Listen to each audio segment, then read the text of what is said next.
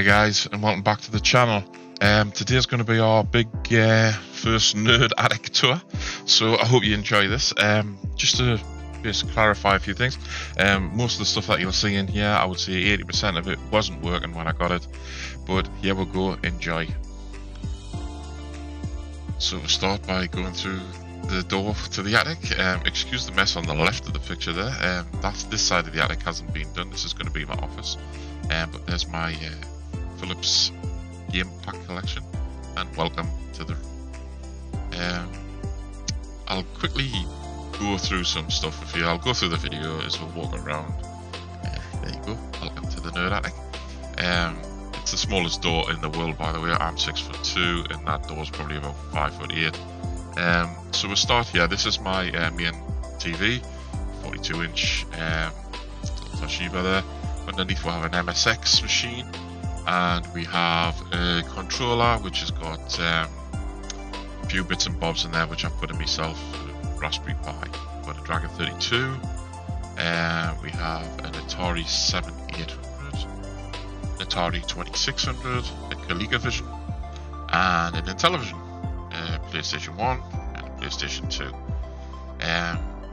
This is the the Apple corner.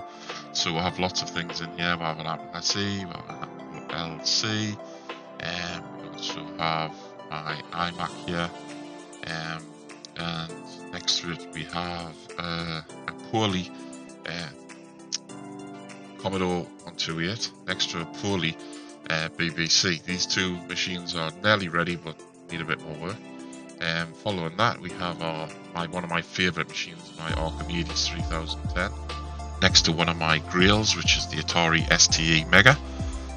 Down here, you can have another look at the Apple stuff on the right there. We have several things. We've got Atari XC64, we've got Spectrum Plus 2, MSX, a couple of other little Spectrums down there, which are projects which we've just finished. Yorick Atmos, CBC, Einstein, the Tatung Einstein there, and the Commodore Amiga 1200, another Atari 800 XL now, original iMac,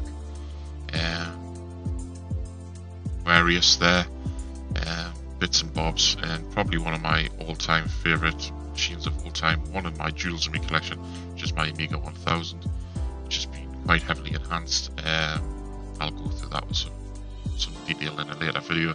There's a Fitbit MSX on the right there. Next we have an FPGA on Amiga in a checkerboard case, which is something we'll be doing more videos on, but especially with the FPGA stuff. You might be wondering, what is this beastie thing? This is my Mister. I'm a big guy, so I don't want little teeny boxes, so I thought, right, I'm going to do this my way. I put my Mister in a checkerboard case. I've got a 30-inch adjustable screen that you can go horizontal or vertical. I'll be doing a big video on how I built that and exactly what's inside, how it's powered, etc. I'll be going to focus on a lot of stuff on FPGA, Spectrum next, on Amiga, Mister, and hopefully the Mega 65 if it ever comes out. Here's Johnny 5, as I call it. It's my microscope for basically fault finding stuff. This is my workbench. This is where I do most of the videos and edit. The Nerd Attic camera above there. A lot of video stuff was lost during the damage to the loft. Here's where I do most of the repairs. That's me analog oscilloscope, my digital oscilloscope. I'm working on 2 Atari Mega 4 boards at the moment. My microscope for looking at stuff, my dual power, all my parts, dual PSU. And here we have my little Commodore shrine to the bread bins. So we have a Commodore 16, Commodore VIC-20, Commodore 64, Commodore 64C. In here, you're not allowed in here. This is where all the projects are, all the stuff that will be coming to the channel. There's a lot of stuff behind that banner. And most of it doesn't work, so there's a lot of work to be done there. So thank you very much for watching. What I'm going to do now is I'll just go through in a little bit more detail what everything is and how it was sort of found and prepared. So here we have a broken Pandora's box, 2-player console, which I've stuck a Raspberry Pi 4 in and basically made it into a Retro Pi station. I've made it into basically a big USB game controller, so that connects directly into a small PC at the back there, which also uses coin ops. So this is basically a big arcade board which emulates up to Sega Model 3 boards, and it's pretty cool. It's a great system. Also connected to this is a lot of 8-bit machines. So I have the Atari 2600, the ColecoVision and television. Also got the PlayStation and PlayStation 2. They're all in there, all connected by a HDMI switcher and an RF switcher. So basically one screen for everything that you see there, and that makes life a lot easier. The Dragon 32, I normally basically take the Pandora's box off the top and put the Dragon 32 up there, along with the MSX machine that's under the TV. The Apple corner is basically a working process. The SE boots and works, but it does need recapping. The LC works, but needs a new hard drive, which I've just managed to get my hands on. The Power PC there, not so much. It's a work in progress, that one. To bring the board back up, it's quite badly damaged, but we'll get there. We'll get there in the end. The G4 and the TI-99 then work spot on. Pretty much everything in this photo is working. The Aquarius works, the Spectrum 48K works, the Spectrum 48K in the custom case, that works, the MSX, that works, the Atari 63XE, that works, so does the Cambridge 88, that works. On this picture we have the Tatung Einstein, which is a great PC. I'm hoping to basically emulate the Oliver Twins and get that connected to the 48K Spectrum, and also hopefully try and find if it works on the next. Above that we have a working Amiga 1200, which is fully spec'd up, a working Atari 800 XL. We also have one of the last iMacs, original iMacs to come out, which is a great machine. Also there's loads of audio software for the Mac there as well. So next we have one of my grails, Commodore C128, awesome machine. This one's a little bit poorly at the minute. It runs for about 15-20 minutes, then it starts getting a bit too hot, so it needs all recapping. There's a few keys missing as well, so I need the F8 key and run stop key. So if anybody has them, just give us a shout. Next we have an awesome machine, a BBC Model B with a good monitor. The machine is working fine. So we've got an SD fitted in there with loads of games. That's the way I like to have my games, by the way. I'll just hide that out there. I just haven't got the room to have mountains and mountains and mountains of games. I would love that.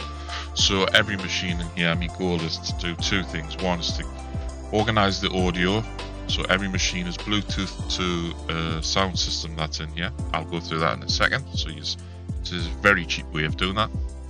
And also try and make sure that every machine has got some form of SD reader built into them, so you can put whatever software on you want. So it's all there to flick of a button. Next we have another one of my grails. This is the Archimedes 3010, with a proper Archimedes monitor as well. It's an absolute beast of a machine. It really could give the Amiga a run for its money back in the day, but it was marketed as an education machine, and what a shame. This could have been awesome, and as everybody knows, it's got a RISC processor in it, which is pretty much the processor that's in everything that you've got on your today, mobile phones, laptops, everything's got pretty much a RISC in it now. This one's just badly yellowed. Apart from that, it's absolutely running a treat. It's got a hard drive in it, Not a lot of software installed on at the minute because it's relatively new to the attic, and obviously we're trying to get everything up and running as quickly as we possibly can. A lot of help from family members, and when I say we there, that's my brother and my father. Next again, we have an absolutely awesome grill item, an Omega STE. This is an absolute beastie of a machine. I got this one from Germany. Works a treat.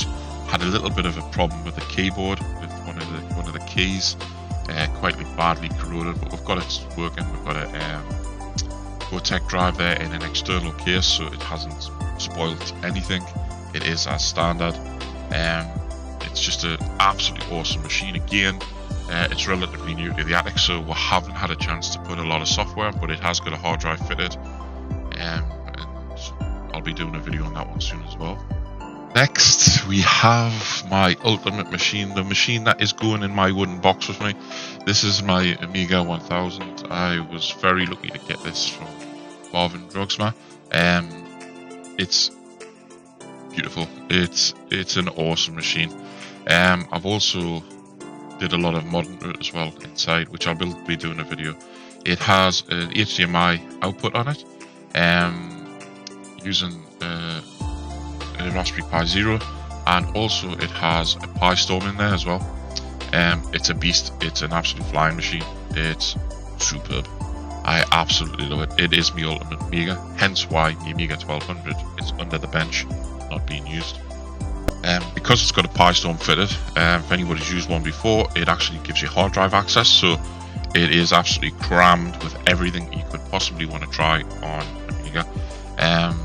It's just an absolutely beautiful machine. It's beautiful to use. It's fast. It's got a shed load of memory. It just looks the donkeys.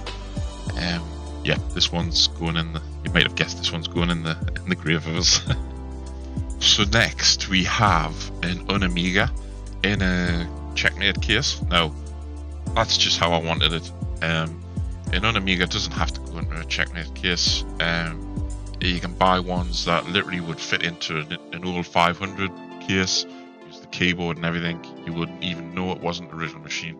The great thing about these Unamigas is they are pretty much on par with sort of an Amiga 3000 speed. The full AGA compatible. They don't cost a hell of a lot of money.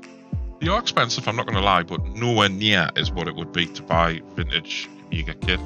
It's FPGA. It's going to give you the options to do other things like run other cores like BBC stuff and all that, but I'm going to be doing a big channel on this as well, so look forward to start getting some content out on this as well and make people more aware of what this actually can do. It is a great little piece of kit. Next we have one of my absolute favorite modern pieces of technology. This is my Mister. Now, as everybody knows who's seen a Mister, it's tiny. It's literally can fit in your hand. It is so small. The problem with me is I'm a big fella and I like to have things big. So I thought long and hard about what I was going to do with the case, and I thought, you know what it is, I'm just going to put it in a Checkmate case and make it into what I can use. So this can use arcade cores really happily. If you jump onto a computer, it's got a keyboard. It feels like you're using the original machine. So if I want to run an Amiga core on there, it looks just like an Amiga. I've got a keyboard, I've got a mouse, I can do exactly what I want to do on it. If I want to use an Archimedes, I can do that. It's an awesome piece of kit. I will be doing loads of videos on all the cores and what this can and cannot do. It is a phenomenal piece of kit. So I look forward to that content coming out quite soon. Now, thanks very much for watching this little tour. It's the first time I've let anybody see what's actually in the attic. The reason I've done it is I just want people to know that I don't need anything. I don't need machines to be donated and stuff like that. That's why if somebody donates something to the channel and I do a video on it, which I hope to do a lot more. I had done a load, by the way, and I've lost all the footage, but that's so annoying. And I don't want to break stuff just to do it again or fake it by saying, look, this doesn't work, but it actually does. That's why everything that comes in, so for instance, if somebody sent in, just looking around to catch me, it's a BBC, I would fix the BBC, do a video of it, and like I have done in the past, if you've been a subscriber, you'll know this, I'll do a competition for that person to win that BBC. It's more of a thank you to whoever sends in the stuff that somebody else gets this kit. I don't need it. I don't need another BBC. What would I do with it? There's no. I think you can gather that there's not much room in this little room. So again, guys, thank you so much. Thanks for being so patient. It's been a chore to get this room back to a sort of state where we can do something with it. Just for anybody that's wondering why I haven't put plaster boards on and stuff like that, I wanted to go for like a feel of if you've seen the end of the film Ready Player One, I love that room at the end where the kid's sitting playing I think it is a ColecoVision, if I'm right. Anyway, he's sitting playing that, and you can pan around and the stuff you see, which is just on the floors all over the place. I absolutely love it, and the bare walls. I think it's just a really nice look. I'm waffling on now, so I'll turn this video down and get it out for you so you can all see it. But again, please, if you like this, like and subscribe so more people can find it. I don't want money or anything like that. I'm not interested in that. I do this for pure fun and to help people. If I can help somebody fix something that they've got, I do.